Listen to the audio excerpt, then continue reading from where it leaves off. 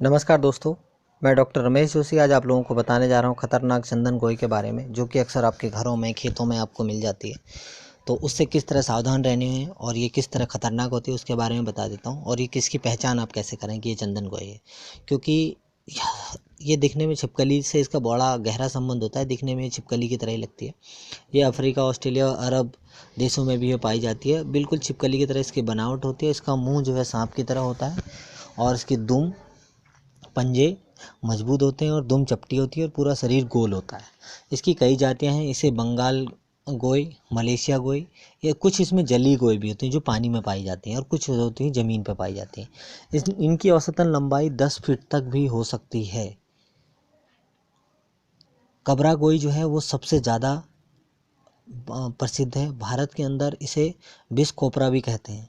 यह एक जहरीला, अच्छा, सभी चंदन गोई जहरीली नहीं होती हैं। ये एक हमारे यहाँ मिथ होता है, जैसे ही चंदन गोई दिखती है लोग उसको मार देते हैं और कहते हैं कि ये बड़ी खतरनाक है। सभी चंदन गोई मिस नहीं होती। विष कोपरा जिसे कहा जाता है वो सारे लोग जहरीले नहीं होते हैं। अक्सर ये जो चंदन गोई है ये उसके बच्चे होते हैं।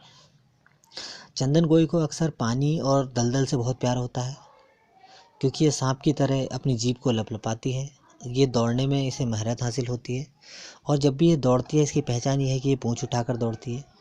ये अक्सर गर्मी के दिनों में या बरसात के दिनों में इसलिए नज़र आती है क्योंकि ये मेंढक, कीड़े मकोड़े खाने के लिए आती है, और जो अगर ये जल में रहने वाली है तो ये मछलियाँ वहाँ पर खाती है।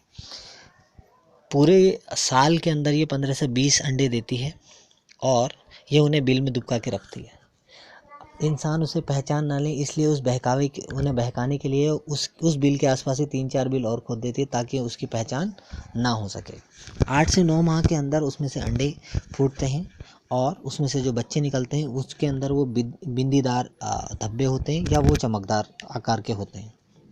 इसकी सबसे ख़ास बात ये होती है, इसका जो गॉड गिफ्ट है वो गॉड गिफ्ट ये है कि ये एक तेज़ धावक है और ये वृक्ष में चढ़ने में सहायक है।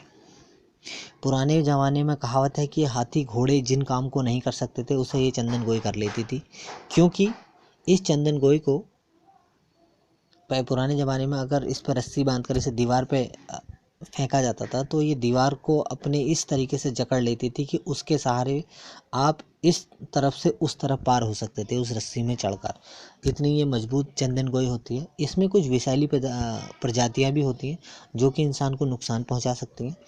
तो दोस्तों, जितना हम चंदन गोई से, चंदन गोई को भी उतना ही डर होता है। आपको बता दूं कि चंदन गोई अक्सर जब बच्चे खेलते हैं गर्मी के दिनों में, और ये गर्मी के दिनों में ही ये बिल से ये भी बाहर निकलती है खाना इकट्ठा करने के लिए, तो इसका विशेषकर ध्यान रखें।